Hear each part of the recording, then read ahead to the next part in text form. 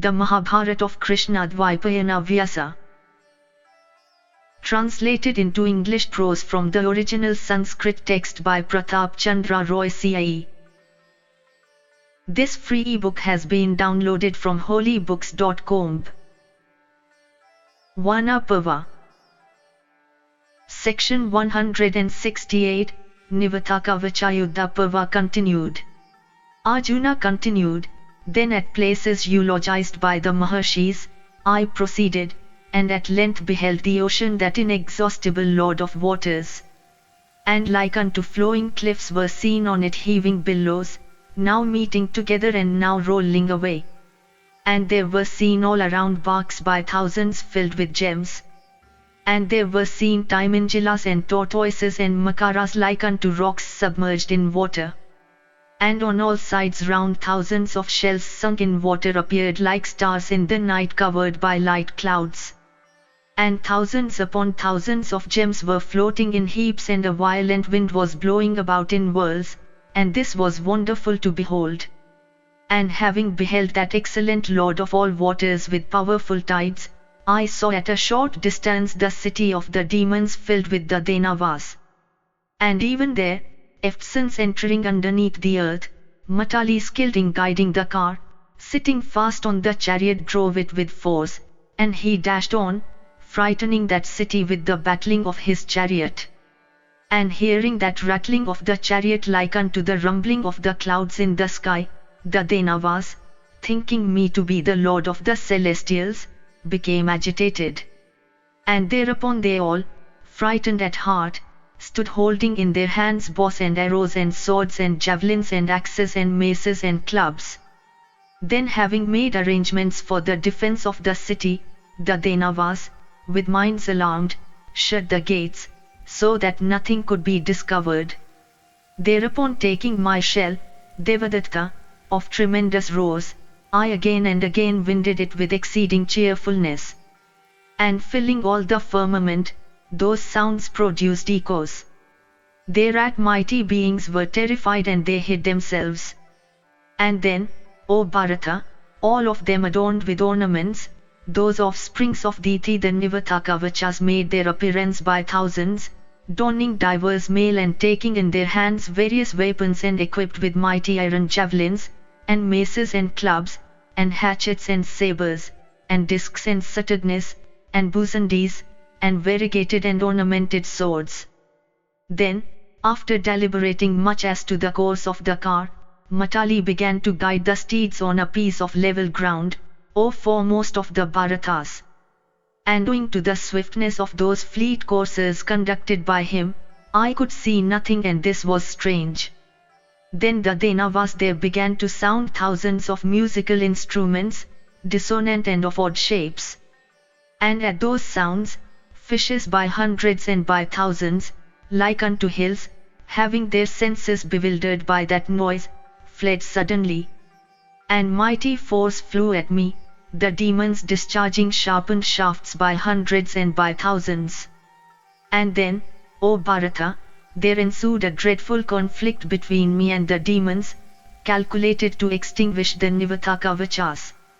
And there came to the mighty battle the Devashis and the Danavashis, and the Brahmashis and the Siddhas.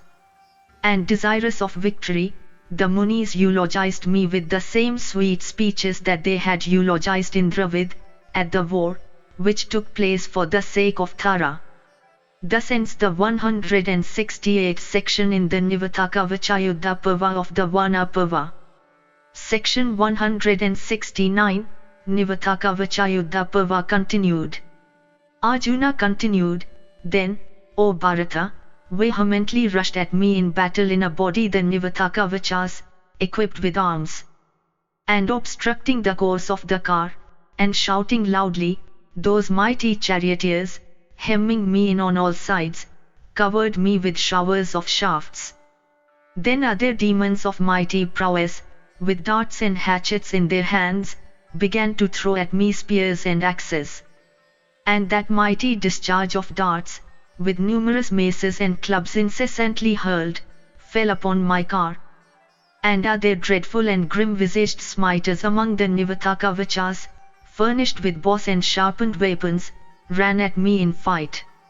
And in the conflict, shooting from the Gandiva sundry, swift arrows coursing straight, I pierced each of them with 10. And they were driven back by those stone-whetted shafts of mine.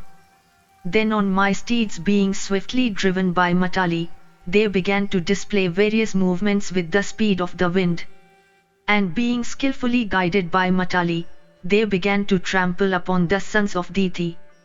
And although the steeds yoked unto that mighty chariot numbered hundreds upon hundreds, yet being deftly conducted by Matali, they began to move, as if they were only a few.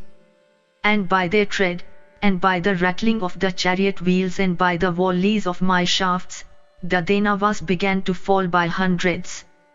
And others accoutred in bows, being deprived of life, and having their charioteers slain, were carried about by the horses. Then, covering all sides and directions, all the Danavas skilled in striking entered into the contest with various weapons, and thereat my mind became afflicted. And I witnessed this instance of the marvellous prowess of Matali, viz., that he guided those fiery steeds with ease. Then, O king, in the conflict, with divers fleet weapons I pierced by hundreds and by thousands demons bearing arms. And, O slayer of foes, seeing me thus range the field putting forth every exertion, the heroic charioteer of Sakra was well pleased. And oppressed by those steeds and that car, some of them met with annihilation. And others desisted from fight, while other Nivatakavachas, challenged by us in battle and being harassed with shafts, offered opposition unto me, by discharging mighty showers of arrows.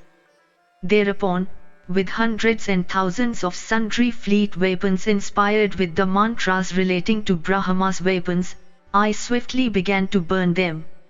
And being so pressed by me, those mighty asuras waxing wroth afflicted me together, by pouring torrents of clubs and darts and swords. Then O Bharata, I took up that favourite weapon of the Lord of the Celestials, Magavan by name, prime and of fiery energy. And by the energy of that weapon I cut into 1,000 pieces the tomaras, together with the swords and the tridents hurled by them. And having cut off their arms, I, in ire, pierced them each with 10 shafts. And in the field arrows were shot from the Gandiva like unto rows of black bees, and this Matali admired. And their shafts also showered upon me, but those powerful arrows I cut off with my shafts.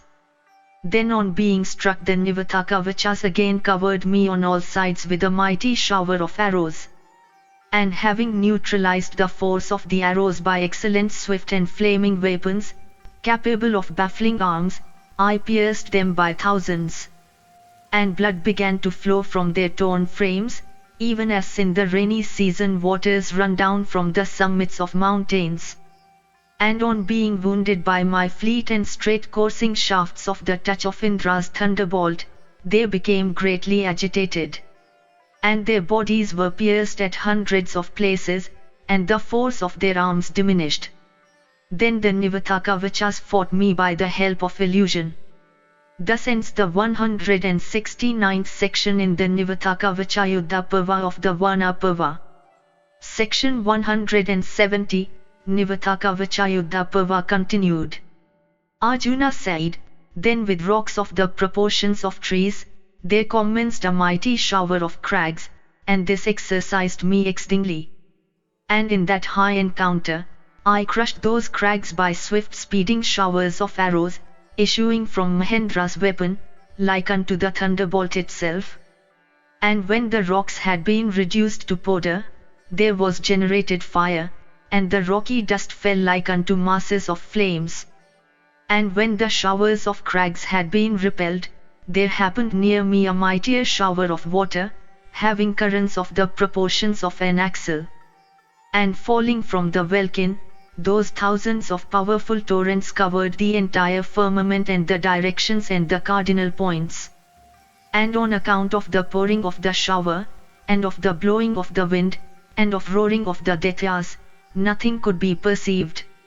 And touching heaven and the entire earth, and incessantly falling on the ground, the showers bewildered me. Thereupon, I discharged that celestial weapon which I had learned from Indra, even the dreadful and flaming Vaisoshana. And by that the water was dried up. And, O Bharata, when the rocky shower had been destroyed, and the watery shower had been dried up, the Danavas began to spread illusions of fire and wind. Then by aqueous appliances I extinguished the flames, and by a mighty rock-issuing arm, resisted the fury of the winds. And when these had been repelled, the Danavas, irrepressible in battle, O Bharata, simultaneously created various illusions. And there happened a tremendous horrifying shower of rocks and dreadful weapons of fire and wind. And that illusory downpour afflicted me in fight. And then on all sides there appeared a dense and thick darkness. And when the world had been enveloped in deep and dense darkness, the steeds turned away, Matali fell off, and from his hand the golden lash fell to the earth. And O foremost of the Bharatas, being frightened, he again and again cried, "Where art thou?" And when he had been stupefied, a terrible fear possessed me. And then in a hurry, he spake unto me, saying, "O Partha, for the sake of nectar, there had taken place a mighty conflict between the gods and the demons. I had seen that encounter, O sinless one. And on the occasion of the destruction of Samvara, there had occurred a dreadful and mighty contest. Nevertheless I had acted as charioteer to the Lord of the Celestials. In the same way, on the occasion of the slaying of Vritra, the steeds had been conducted by me. And I had also beheld the high and terrific encounter with Virochana's son, and O Pandava, with Vala and with Prahrad, and with others also. In these exceedingly dreadful battles, I was present. But, O Pandhu's son, never before had I lost my senses. Surely the Great Father hath ordained the destruction of all creatures, for this battle cannot be for any other purpose than the destruction of the universe." Having heard these words of his, pacifying my perturbation by my own effort, I will destroy the mighty energy of the illusion spread by the Danavas, quote I unto the terrified Matali. Behold, the might of my arms, and the power of my weapons and of the bow, Gandiva. Today, even by the help of illusion-creating arms, will I dispel this deep gloom and also this horrible illusion of theirs. Do not fear, O charioteer. Pacify thyself. Having said this, O Lord of men, I created for the good of the Celestials, an illusion of arms capable of bewildering all beings. And when their illusion had been dispelled, some of the foremost amongst the Asuras, of unrivaled prowess, again spread divers kinds of illusion. Thereupon, now the world displayed itself, and now it was devoured by darkness, and now the world disappeared from view, and now it was submerged under water. And when it had brightened up, Matali, sitting in front of the car, with the well-conducted steeds, began to arrange that hair-erecting field. Then the fierce Nivathakavachas assailed me. And finding my opportunity, I began to send them to the mansion of Yama. Thereupon, in that conflict then raging, calculated to annihilate the Nivathakavachas on a sudden, I could not see the Danavas concealed by illusion. Thus ends the 170th section in the Nivathakavacha Parva of the Vana Parva.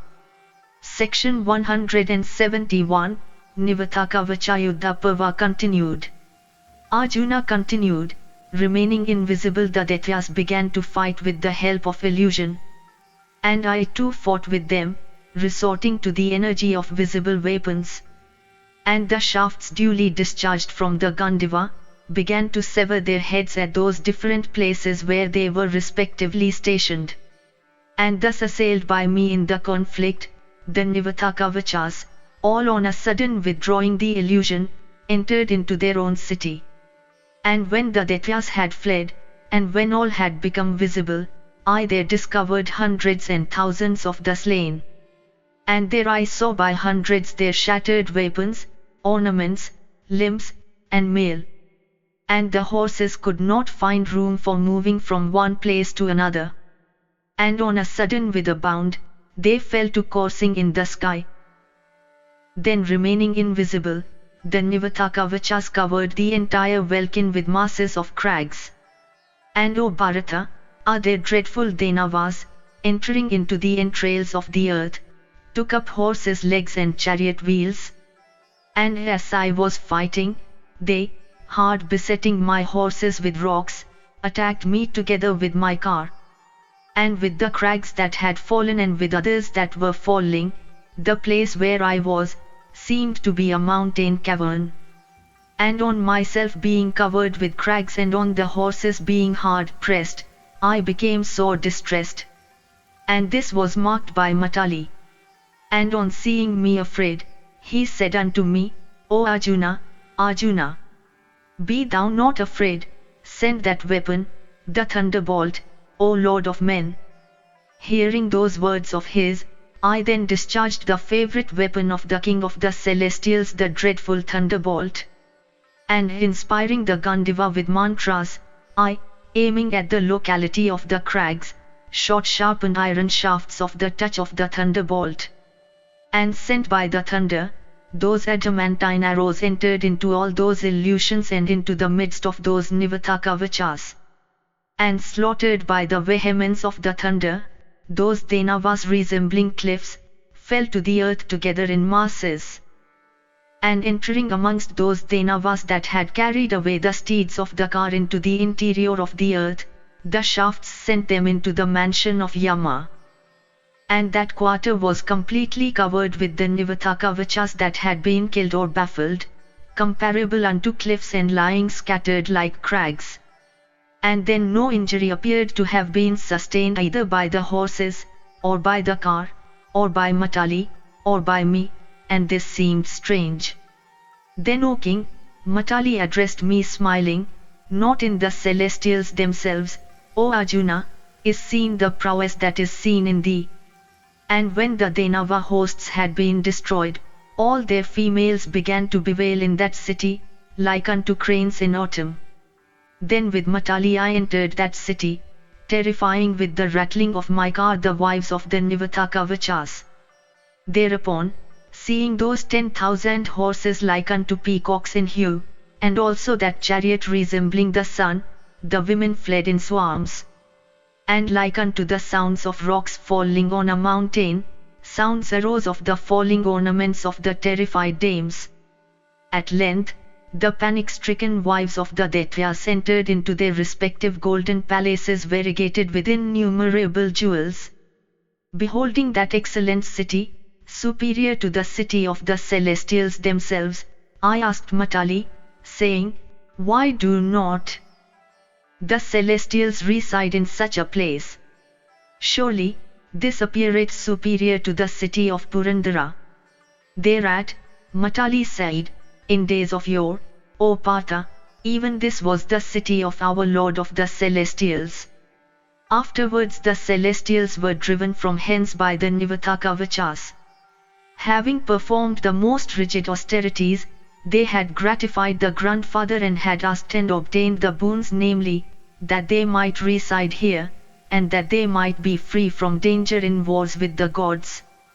Then Sakra addressed the self-create Lord, saying, do thou, O Lord, desirous of our own welfare, do what is proper. Thereupon, O Bharata, in this matter the Lord commanded Indra, saying, O slayer of foes, in another body, even thou shalt be the destroyer of the Danavas. Then, in order to slaughter them, Sakra rendered unto thee those weapons. The gods had been unable to slay these, who have been slain by thee. O Bharata, in the fullness of time, hadst thou come hither, in order to destroy them, and thou hast done so.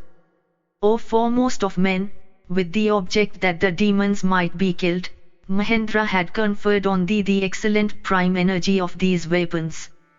Arjuna continued, after having destroyed the Danavas, and also subdued that city.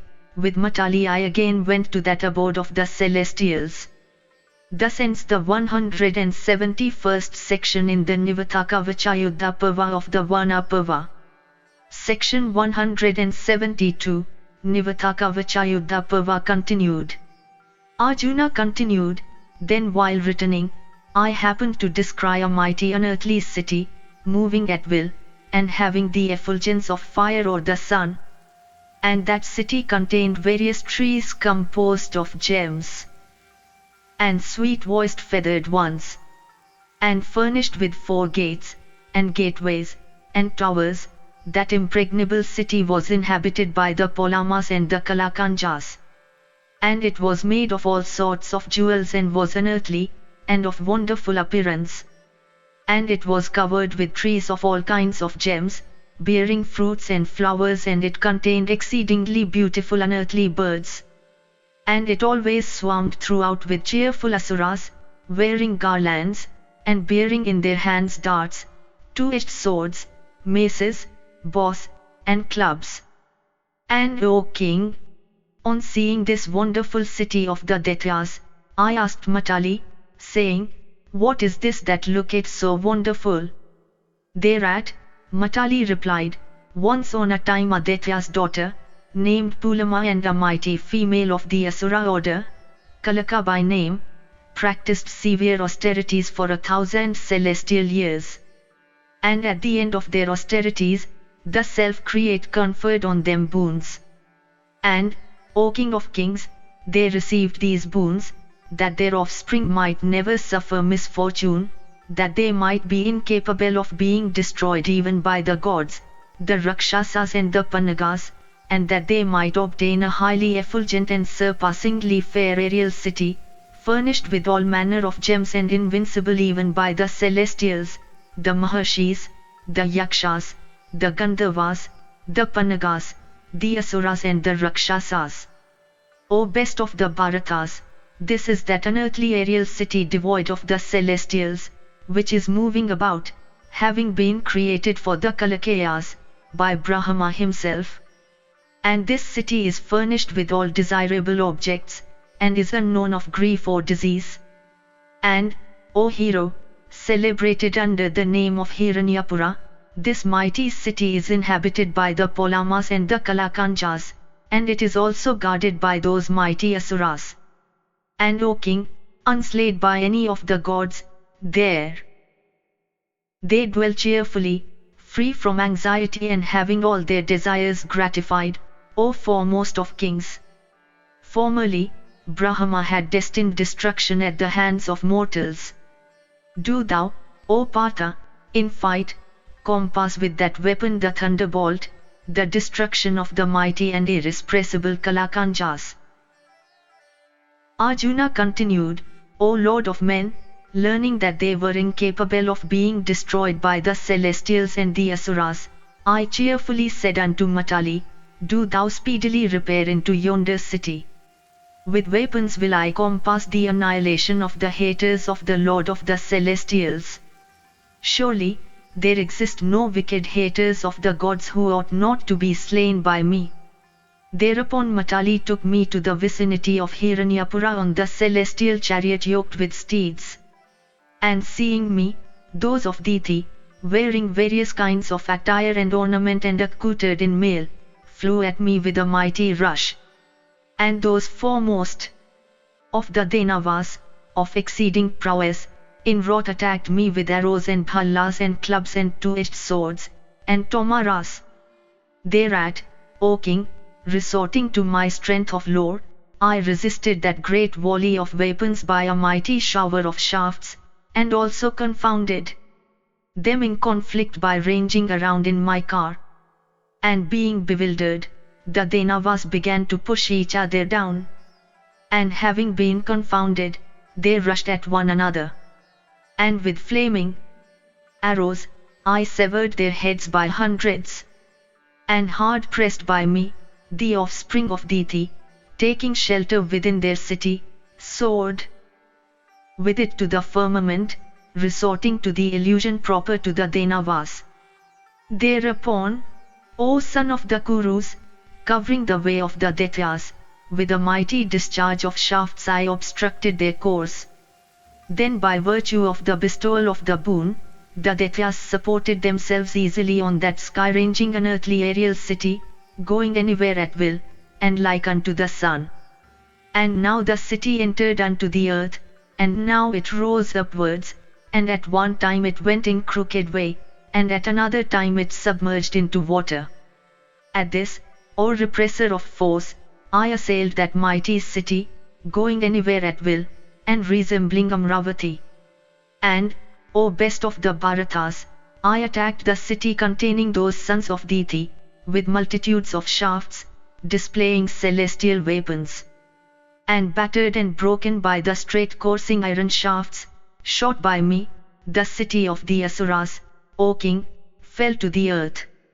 And they also, wounded by my iron arrows having the speed of the thunder, began, O monarch, to go about, being urged by destiny. Then ascending to the sky, Matali, as if falling in front, swiftly descended to the earth, on that chariot of solar resplendence.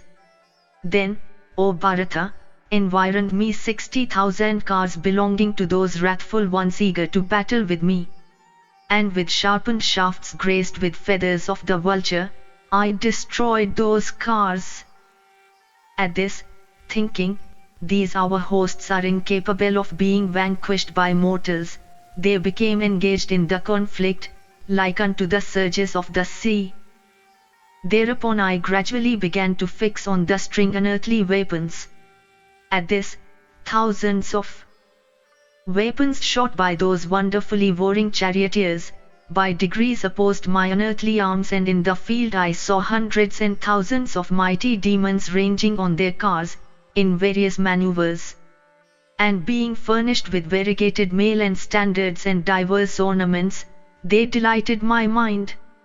And in the conflict I could not afflict them by showers of shafts, but they did not afflict me. And being afflicted by those innumerable ones, equipped in weapons and skilled in fight, I was pained in that mighty encounter, and a terrible fear seized me.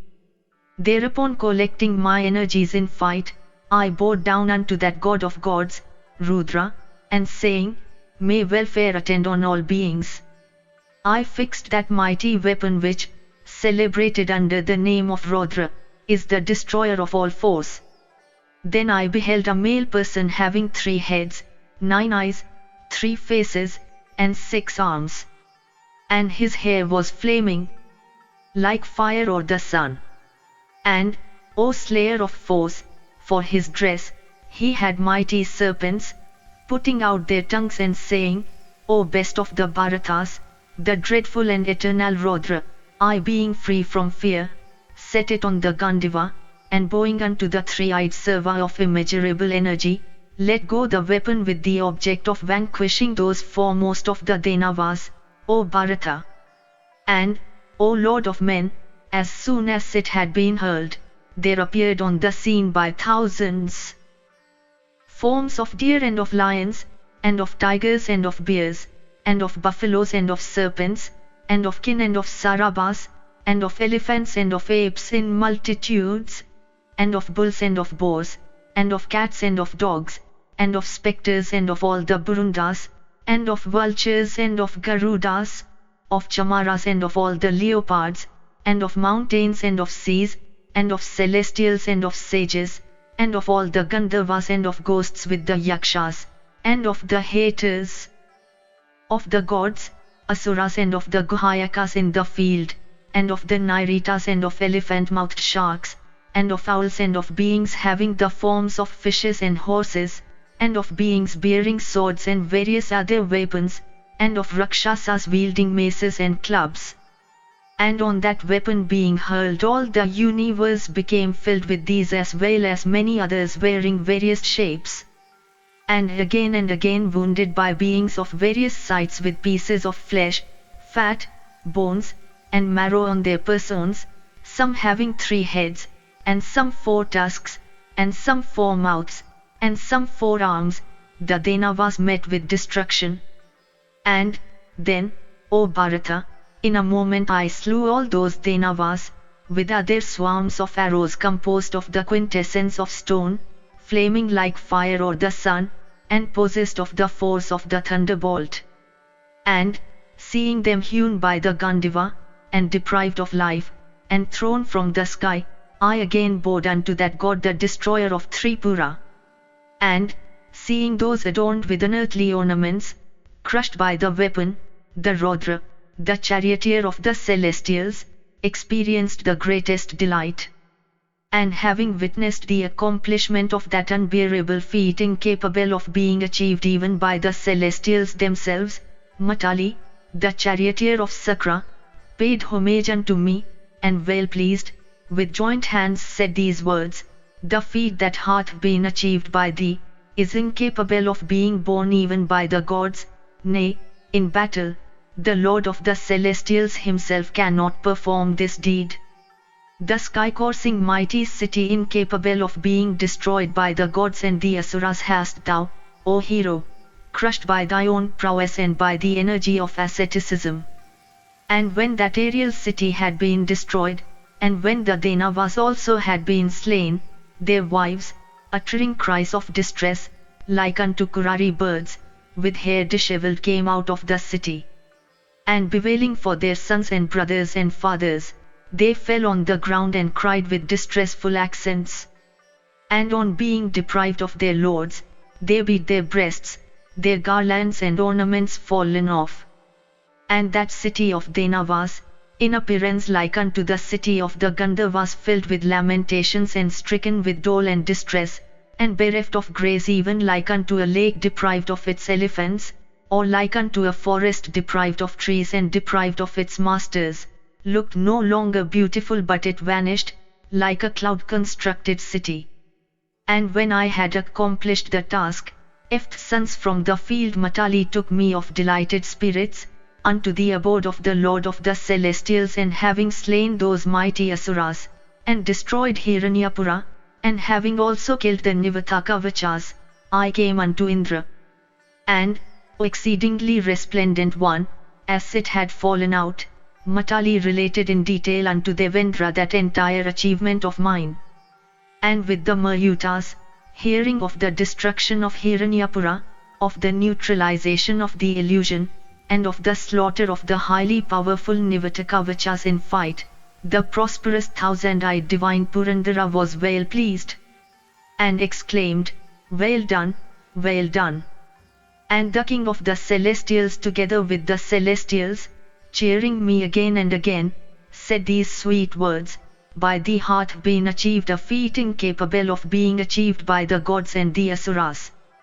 And, O Partha, by slaying my mighty enemies, thou hast paid the preceptor's fee.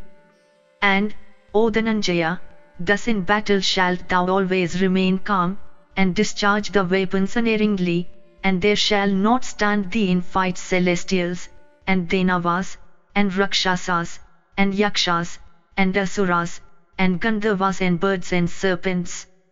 And, O Kaunteya, by conquering it even by the might of thy arms, Kunti's son Yudhishthira, will rule the earth. Thus ends the 172nd section in the Nivatakavachayuddha Parva of the Vana Parva. Section 173, Nivatakavachayuddha Parva continued. Arjuna continued, then firmly confident, the sovereign of the celestials considering as his own, pertinently said these words unto me, wounded by cleaving shafts, all the celestial weapons, O Bharata, are with thee, so no man on earth will by any means be able to overpower thee. And, O son, when thou art in the field, Bhishma and Drona and Kripa and Kama and Sakuni together with other Kshatriyas shall not amount unto 1/16th part of thee. And the Lord Magavan granted me this golden garland and this shell, Devadatta, of mighty rose, and also his celestial mail impenetrable and capable of protecting the body. And Indra himself set on my head this diadem. And Sakra presented me with these unearthly apparels and unearthly ornaments, elegant and rare. In this manner, O King, duly honored, I delightfully dwelt in Indra's sacred abode with the children of the Gandharvas. Then, well pleased, Sakra together with the celestials, addressed me, saying, O Arjuna, the time hath come for thy departure, thy brothers have thought of thee. Thus, O Bharata, remembering the dissensions arising from that gambling, did I, O king, pass those 5 years in the abode of Indra. Then have I come and seen thee surrounded by our brothers on the summit of this lower range of the Gandhamadana. Yudhishthira said, O Dhananjaya, by fortune it is that the weapons have been obtained by thee, by fortune it is that the master of the immortals hath been adored by thee. O repressor of foes, by fortune it is that the divine Stanu together with the goddess had become manifest unto thee and been gratified by thee in battle, O sinless one, by fortune it is that thou hadst met with the Lokapalas, O best of the Bharatas. O Partha, by fortune it is that we have prospered, and by fortune it is that thou hast come back. Today I consider as if the entire earth engarlanded with cities hath already been conquered, and as if the sons of Dhritarashtra have already been subdued. Now, O Bharata, I am curious to behold those celestial weapons wherewith thou hadst slain the powerful Nivatakavachas. Thereat Arjuna said, Tomorrow in the morning thou wilt see all the celestial weapons with which I slew the fierce Nivatakavachas. Vaisampayana said, thus having related the facts touching the arrival, Dhananjaya passed that night there, together with all his brothers. Thus ends the 173rd section in the Nivatakavachayuddha Parva of the Vana Parva. Section 174, Nivatakavachayuddha Parva continued. Vaisampayana continued, and when the night had passed, Yudhishthira the just, arose and together with his brothers, performed the necessary duties. He then spake unto Arjuna, that delight of his mother, saying, O Kaunteya, do thou show me those weapons with which thou vanquished the Danavas. Thereat, O king, the exceedingly powerful Dhananjaya, the son of Pandu, duly practicing extreme purity, showed those weapons, O Bharata, which had been given unto him by the celestials. Dhananjaya seated on the earth, as his chariot, which had the mountain for its pole, the base of the axle and the cluster of beautiful-looking bamboo trees for its socket pole, looked resplendent with that celestial armor of great luster, took his bow Gandiva and the conch shell given to him by the gods, commenced to exhibit those celestial weapons in order. And as those celestial weapons had been set, the earth being oppressed with the feet of Arjuna, began to tremble with its trees, and the rivers and the mighty main became vexed, and the rocks were riven, and the air was hushed. And the sun did not shine, and fire did not flame, and by no means did the Veds of the twice-born ones shine. And, O Janamejaya, the creatures peopling the interior of the earth, on being afflicted, rose and surrounded the Pandava, trembling with joined hands and contorted countenances.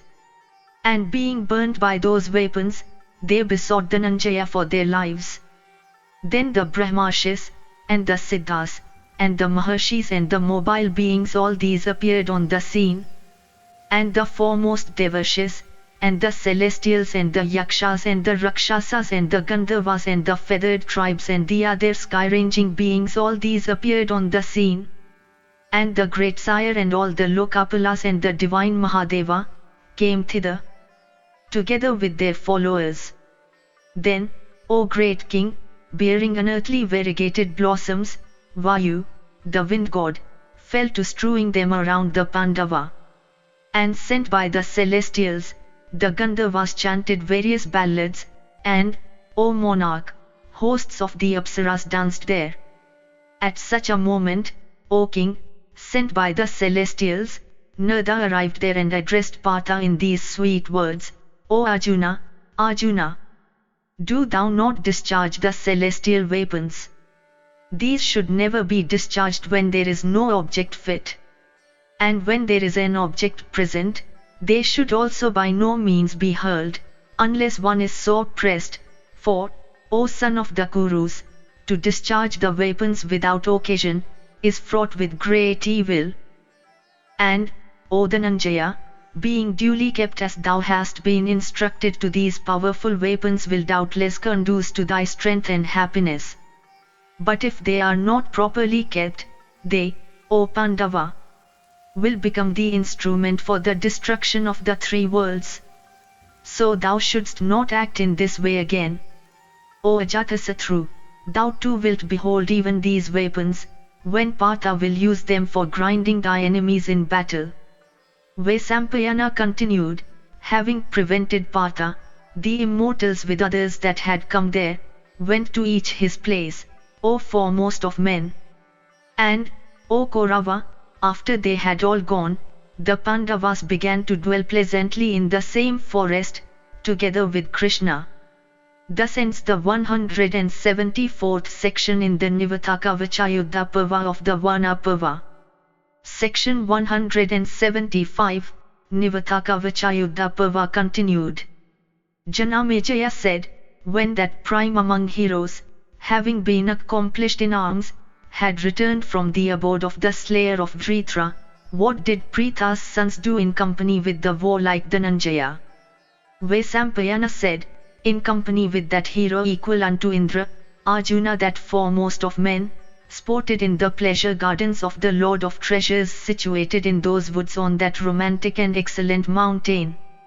And surveying those peerless and various pleasure grounds filled with diverse trees, that chief of men, Kiriti, ever intent upon arms, ranged at large, bow in hand. And having through the grace of King Vaisravana obtained a residence, those sons of a sovereign cared not for the prosperity of men. And, O King, that period of their lives passed peacefully. And having Partha in their company, they spent 4 years there even like a single night. And as the Pandavas lived in the wood, these 4 years and the former 6, numbering 10, passed smoothly with them. Then having seated themselves before the king, the vehement son of the wind god, with Jishnu and the heroic twins, like unto the Lord of the celestials, earnestly addressed the king in these beneficial and pleasant words, it is only to render thy promise effectual and to advance thy interests, that, O king of the Kurus, forsaking the forest, we do not go to slay Suyodhana together with all his followers. Although deserving of happiness, yet have we been deprived of happiness. And this is the 11th year that in this state we have been living in the forest. And hereafter, deluding that one of evil mind and character, shall we easily live out the period of non-discovery. And at thy mandate, O monarch, free from apprehension, we have been ranging the woods, having relinquished our honor. Having been tempted by our residence in the vicinity, they our enemies will not believe that we have removed to a distant realm. And after having lived there undiscovered for a year, and having wreaked our revenge on that wicked wight, Suyodhana, with his followers, we shall easily root out that meanest of men, slaying him and regaining our kingdom. Therefore, O Dharmaraja, do thou descend unto the earth. For, O king, if we dwell in this region like unto heaven itself, we shall forget our sorrows. In that case, O Bharata, thy fame like unto a fragrant flower shall vanish from the mobile and the immobile worlds. By gaining that kingdom of the Kuru chiefs, thou wilt be able to attain great glory, and to perform various sacrifices. This that thou art receiving from Kuvara, thou wilt, O foremost of men, be able to attain any time. Now, O Bharata, turn thy mind towards the punishment and destruction of foes that committed wrongs. O king, the wielder of the thunderbolt himself is incapable of standing thy prowess. And intent upon thy welfare, he, having Suparna for his mark Krishna, and also the grandson of Sinis Satyaki never experience pain, even when engaged in encounter with the gods, O Dharmaraja. And Arjuna is peerless in strength, and so am I too, O best of kings. And as Krishna together with the Yadavas is intent upon thy welfare, so am I also, O foremost of monarchs, and the heroic twins accomplished in war. And encountering the enemy, we, having for our main object the attainment by thee of wealth and prosperity, will destroy them. Vaisampayana continued, then having learnt that intention of theirs, the magnanimous and excellent son of Dharma, versed in religion and profit, and of immeasurable prowess, went round Vaisravana's abode.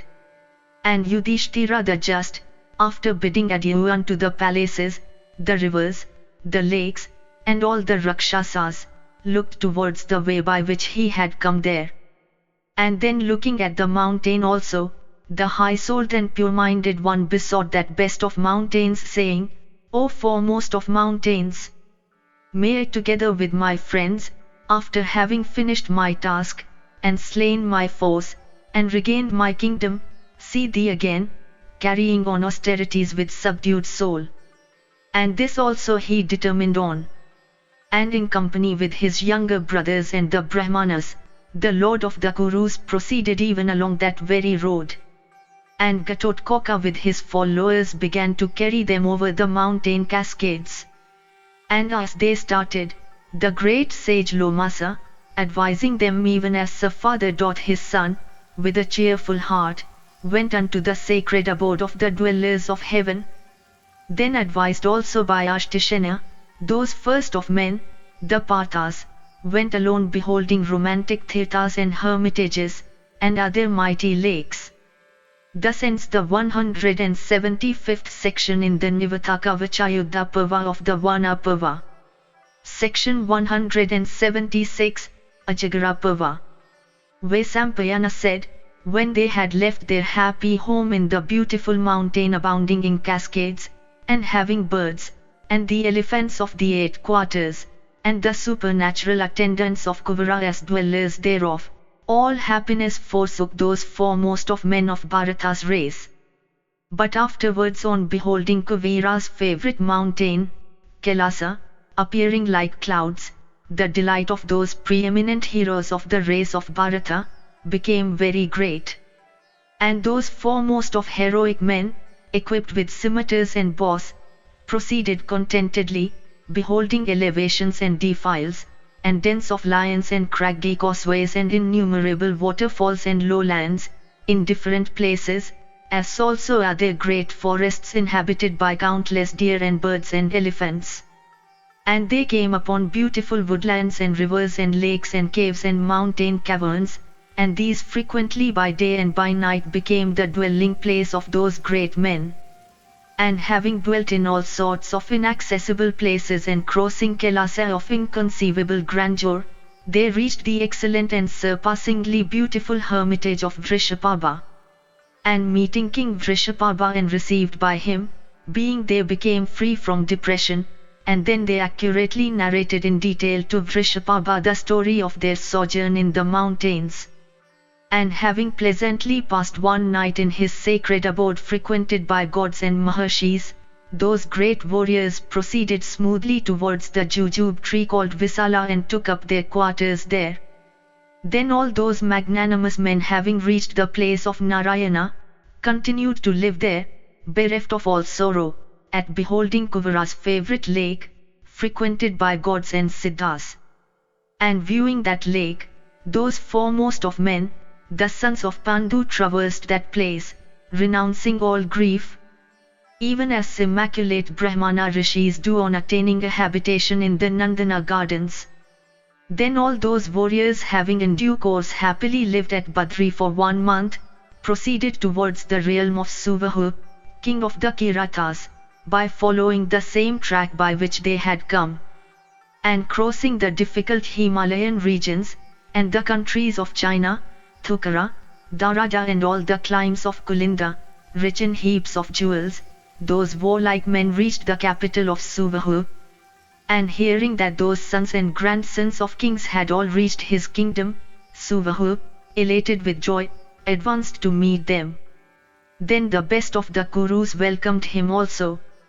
And meeting King Suvahu, and being joined by all their charioteers with Vaizoka at their head and by their attendants, Indrasena and others, and also by the superintendents and servants of the kitchen, they stayed there comfortably for one night. Then taking all the chariots and chariotmen and dismissing Gatotkaca together with his followers, they next repaired to the monarch of mountains in the vicinity of the Yamuna. In the midst of the mountain abounding in waterfalls and having grey and orange-coloured slopes and summits, covered with a sheet of snow, those warlike men having then found the great forest of Visakhayupa like unto the forest of Chitraratha and inhabited by wild boars and various kinds of deer and birds, made it their home. Addicted hunting as their chief occupation, the sons of Pritha peacefully dwelt to that forest for 1 year. There in a cavern of the mountain, Vrikodara, with a heart afflicted with distraction and grief, came across a snake of huge strength, distressed with hunger and looking fierce like death itself. At this crisis Yudhishthira, the best of pious men, became the protector of Vrikodara, and he, of infinite puissance, extricated Bhima, whose whole body had been fast gripped by the snake with its folds. And the 12th year of their sojourn in forests having arrived, those scions of the race of Kuru, blazing in effulgence, and engaged in asceticism, always devoted principally to the practice of archery, repaired cheerfully from that Chitraratha-like forest to the borders of the desert, and desirous of dwelling by the Saraswati they went there, and from the banks of that river they reached the lake of Dvaitabana. Then seeing them enter Dvaitabana, the dwellers of that place engaged in asceticism, religious ordinances, and self-restraining exercises, and in deep and devout meditation and subsisting on things ground with stone for want of teeth, having procured grass mats and water vessels, advanced to meet them. The holy fig, the Rudraksha, the Rohitaka, the cane and the jujube, the Katechu, the Sirisha, the bell and the Inguda and the Karira and Pilu and Sami trees grew on the banks of the Saraswati.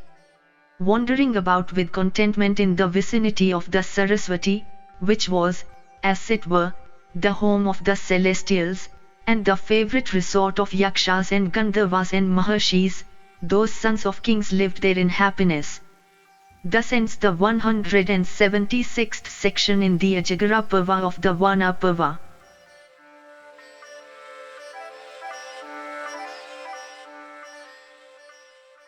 If you enjoyed this audiobook, please like and subscribe to be notified of when new audiobooks are uploaded. Thank you for listening and learning. Shanti.